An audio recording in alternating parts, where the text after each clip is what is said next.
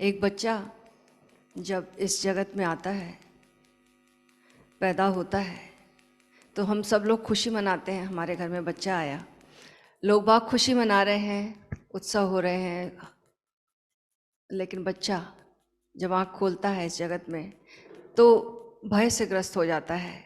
ऐसा सब अज्ञात वातावरण जो कभी नहीं देखा था उसने, बिल्कुल गर्भ में, एकांत में, सुख सुविधा में, एकदम आराम में था, कंफर्टेबल था।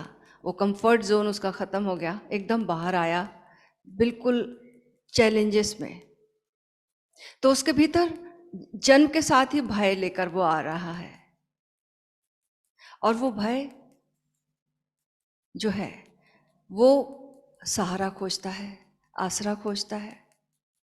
तो फिर वो अपने माता, अपने पिता, अपने भाई, अपने बहनों तक वो सहारा बचपन में खोजता रहता है। लेकिन जैसे ही वो पाता है कि वो जो सब सहारे हैं उन पर वो डिपेंडेंट है, वो जो चाहता है, वो जो करना चाहता है, वो सब डिपेंडेंट है सब चीज़ों पर। और धीरे धीरे उसका अहंकार निर्मित होने का समय आ जाता है। फिर वो चाहता है कि मैं बाहर क्यों सहारा, मुझे शक्ति की इच्छा पैदा होती है मेरे भीतर, मैं शक्तिशाली हो जाऊं, मेरे भीतर इतना पावर हो कि मैं किसी का सहारा ना खोजूं, मुझे कोई डिपेंडेंस ना हो। और वो शक्ति बाहर तलाशना शुरू करता है। बड़ा होता है, धन में खोजता है, पद में खोजता है, यश में खोजता है, ज्ञान में खोजता है। लेकिन एक व्यक्ति कितने भी ऊंचे पद पर चला जाए, उसके भीतर की दीनता वैसे की वैसी रहती है। वो पाता है कि मैं तो भीतर वैसा ही का वैसा हूं। जितने ऊंचे पद पर जाता है उतनी अपनी दीनता दिखाई देती है। कंट्रास्ट में, जैसे कोई अंधकार में एक कार गुजर जाए तो अंधेरा और घना दिखता है, फिर थोड़ी सी लाइट चमक जाए तो जो पहले अंधेरा था उससे ज्यादा अंधेरा दिखाई देने लगेगा। तो जैसे ही वो ऊंचे पद पर पहुंचता है, अपनी दीनता नहीं मिटा पाता, धन खोजता है, धन के अंबार लग जाते हैं, लेकिन भीतर की दरिद्रता वही की वही बनी रहती है। वो भराव कभी आता ही नहीं है कि मैं तृप्त हो गया। और ऐसे ही जिंदगी गुजर जाती है, खोजता ही रहता है, खोजता ही रहता है, इकट्ठा करता रहता है, लेकिन दरिद्रता नहीं मिटती तो नहीं मिटती। धन में नहीं मिटी, पद में नहीं मिटी, बड़ा नाम हो गया, ख्याति हो गई, सारी दुनिया जानती है, यश आ गया, कीर्ति आ गई, लेकिन अपने भीतर स्वयं को नहीं जाना तो वो अज्ञान का जो कांटा है वो तो लगा ही रहता है, वो दर्द तो बना ही रहता है। और फिर वो ज्ञान से भरने की कोशिश करता है अपने को।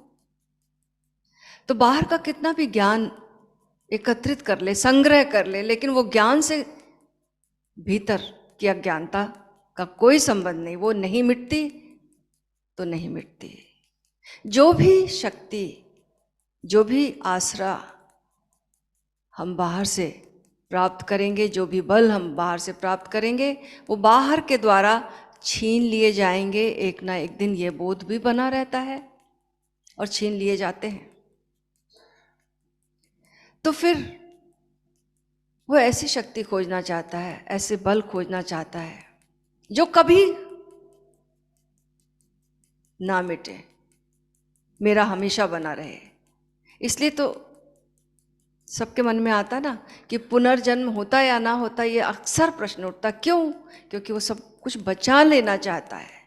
वो जो भीतर का भय है, वो जो खौफ है मृत्यु का, वो हमेशा बना ही रहता है।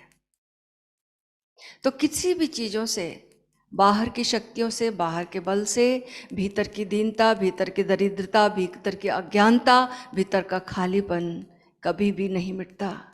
फिर वो भीतर धर्म की तलाश में आता है तो सोचता है किसी ऐसे व्यक्ति के पास चले जाएं जिसके पास ऐसी शक्तियां हो, चमत्कार मिल जाए, हमें चमत्कारी शक्ति मिल जाए।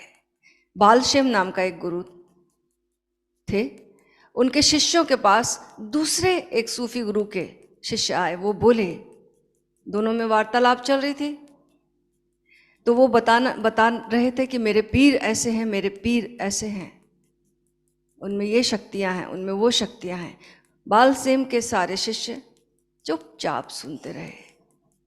फिर वो लोग बोले, तुम अपने पीर के बारे में बताओ। तो उन्होंने कहा, हमारा गुरु, हमारा पीर ऐसा है। तुम्हारा पीर तो तुमने इन शॉर्ट में यही कहा ना तुमने, कि तुम्हारा पीर जो चाहता है परमात्मा तुरंत वो पूरा कर देता है, उससे पल भर की भी देरी नहीं लगती, जो भी चाहता वही हो जाता है। लेकिन हमारा गुरु बालशेम, परमात्मा जो चाहता है वो एक सेकंड भी नहीं लगाता, वही पूरा करता है। वो परमात्मा की मर्जी पर जीता है, और यही चमत्कारों का चमत्कार है। यही चमत्कार हमारा गुरु रखता है। तुम्हारा गुरु परमात्मा को अपनी मर्जी से चलाता है, मेरा गुरु परमात्मा की मर्जी से चलता है। तो हम खोजते हैं कि कोई शक्तियां मिल जाए, वो शक्तियां भी बाहर की हैं, याद रखना। उससे भी भय नहीं मिटेगा, वो शक्ति की आकांक्षा बनी ही रहेगी। बल, कोई भी बल काम नहीं करेगा, कोई भी शक्ति काम नहीं करेगी। फिर क्या करें? तो मेबिल कॉलिंस साधना सूत्र में एक सूत्र है कि शक्ति की उत्कट अभीप्सा करो और फिर शांति की, क्योंकि बाहर की शक्तियां तो विदा हो जाएंगी और शक्तियां रहेगी तो अशांति भी रहेगी। अल्टीमेटली तो आदमी शांति ही चाहता है। तो फिर शक्ति की उत्कट अभीप्सा करो। जब सब पता है तो फिर क्यों कह रहे? शक्ति, कौन सी शक्ति की? अभीप्सा का पहले अर्थ समझ लें कि अभीप्सा उसी की होती है जो हमारे पास ऑलरेडी है और हमें उसे फिर से खोजना है। ऐसी शक्ति जो हमारे भीतर है, हम भूल गए हैं, उसे खोजना है। उसकी उत्कट अभीप्सा करो और फिर शांति की। तो जब हम अपने भीतर जाएंगे, ये बाहर की तो सारी शक्तियां छिन जाएंगी, लेकिन भीतर जब हम जाएंगे, अपनी आत्मा का अनुभव करेंगे, तो आत्मा की एक शक्ति है, वो आत्मा की शक्ति कभी कोई भी नहीं छीन सकता। वो आत्मा की शक्ति मृत्यु भी नहीं छीन सकती। वो आत्मा की शक्ति सदा सदा हमारे पास रहेगी। हम मर जाएंगे लेकिन वो शक्ति, वो ऊर्जा बनी रहेगी। तो जब हम अपने भीतर जाते हैं, अपनी आत्मा का अनुभव करते हैं, अपने भीतर जो दिव्य ऊर्जा का अनुभव करते हैं, ये दिव्य ऊर्जा हमें ये ऊर्जा रह जाएगी, बाकी सब विदा हो जाएगा। एक गीत के साथ इसकी समझ और करते हैं।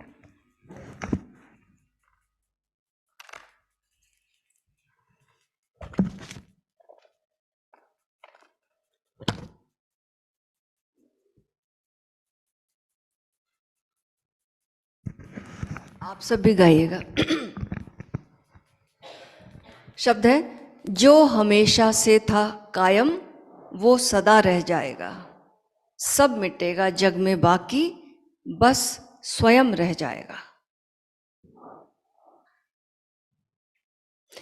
जो हमेशा से था कायम वो सदा रह जाएगा।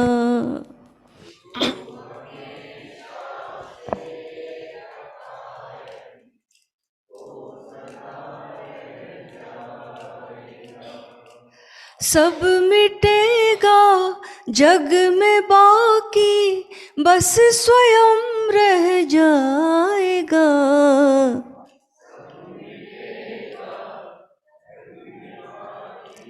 बस स्वयं रह जाएगा।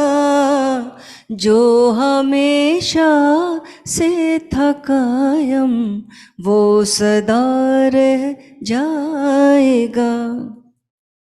तू धरा पे कुछ न लाया,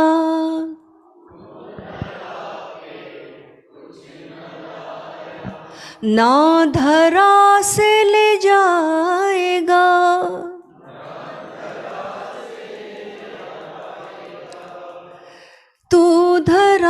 पे कुछ न लाया, ना धरा से ले जाएगा।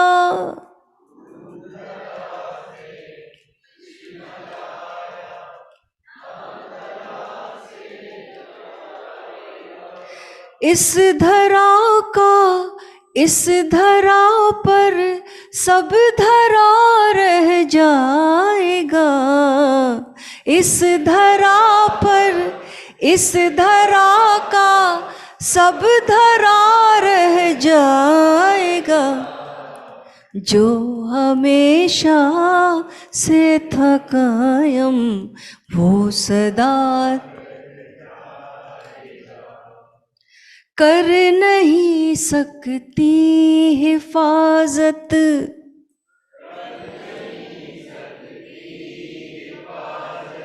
ये जहां की दौलतें, कर नहीं सकती हिफाजत। ये जहां की दौलतें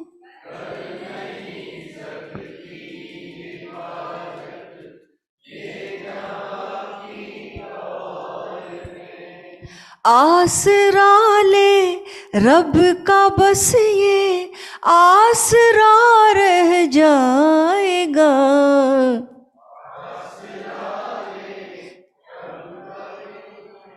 आसरा रह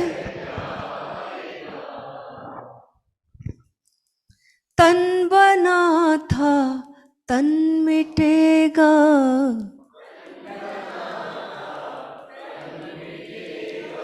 मन बना था मन मिटेगा।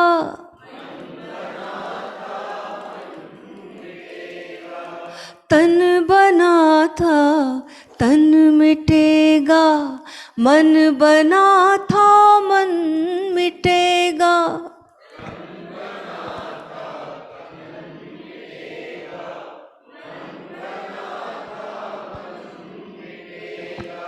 ये जो शक्ति साक्षी अमृत है सदा रह जाएगा।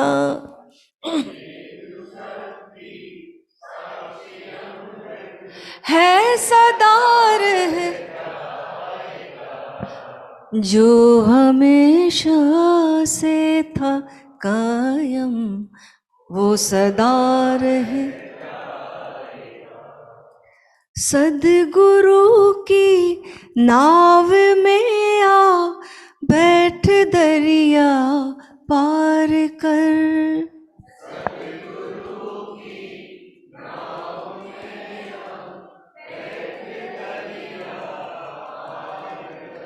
सदगुरु की नाव में आ बैठ दरिया पार कर।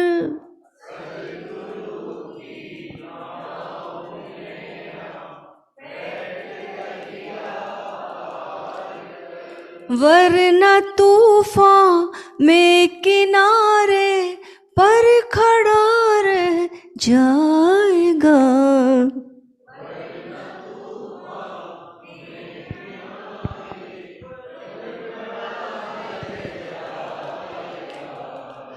जो हमेशा से था कायम वो सदा रह जाएगा।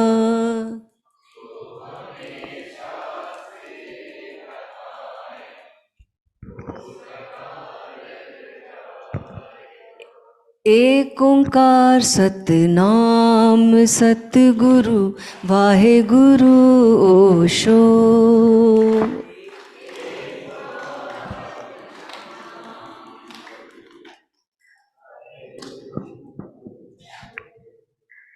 एक ओंकार सतनाम सतगुरु प्यारे गुरु ओशो।